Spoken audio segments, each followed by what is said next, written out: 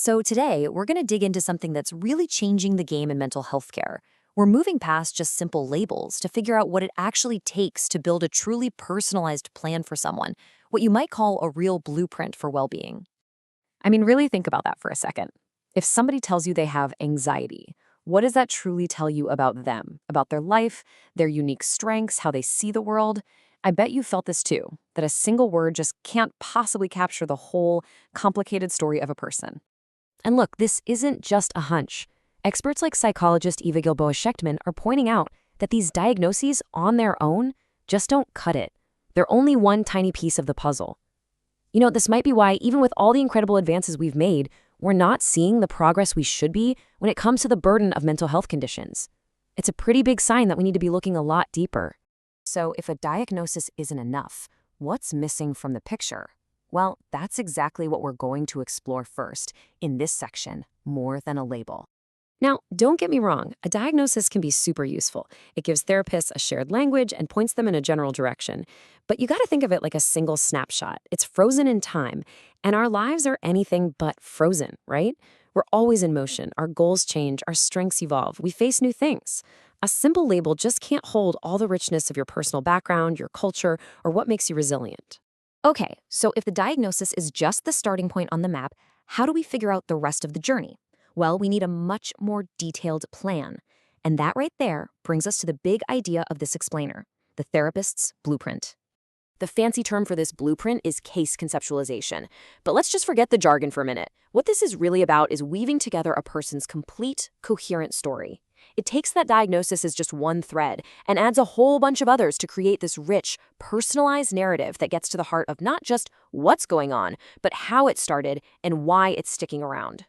People in the field call it the linchpin. It's that absolutely critical piece that connects the dots between understanding a person and actually helping them.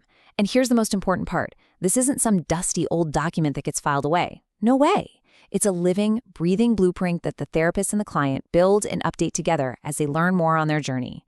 So how does a therapist even begin to build a custom blueprint like this? Well, it all starts with gathering the right pieces.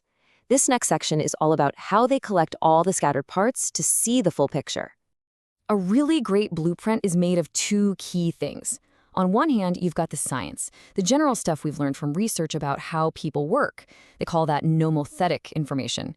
But on the other hand, you have your story, all the unique, specific stuff about your life, your history, your hopes. That's the idiographic part. And the real magic happens when you bring those two sides together. And get this. They're gathering this info from all these different zoom levels. You've got the macro level, which is the really wide view of your entire life story, your childhood, your big milestones. Then there's the meso level, zooming in on the last few weeks or months. What have the patterns been lately? And then you get all the way down to the micro level, what's happening minute by minute, right there in the room during a therapy session. And to really round out the picture, there are other crucial pieces to gather.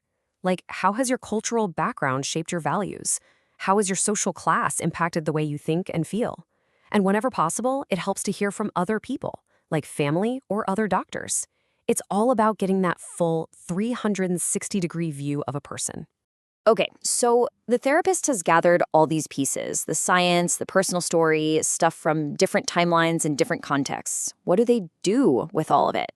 Well, that brings us right to our next section, crafting the story. This is where the roadmap for therapy actually gets built.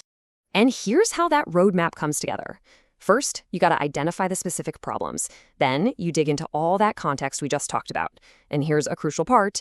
It's not just about what's wrong. Step 3 is all about identifying strengths and resources. What's already working for this person? From there, a therapist can start to form some educated guesses about what's really driving the issues. And only then, working as a team, can they set clear goals and finally build a plan that's actually tailored to the individual.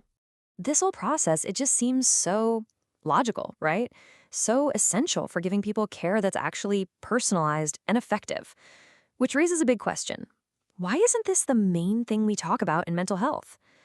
And that question leads us to our final section, the future of therapy. 1 to 100. So what does that number mean? It means for every single research paper published on how to build this blueprint, this critical skill, there are 100 papers published on specific therapy techniques. I mean, that is a massive research gap. It shows that as a field, we've been way more focused on the individual tools in the toolbox than on drawing up the custom blueprint needed to actually build something that's going to last. But there is a way forward.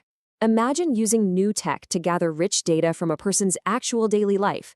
Picture experts from totally different backgrounds coming together to build better, less biased models. And maybe most importantly, the future of therapy is all about recognizing that the client is a co-creator of their own blueprint. The whole thing becomes a true partnership. So here's the bottom line. You are not your diagnosis.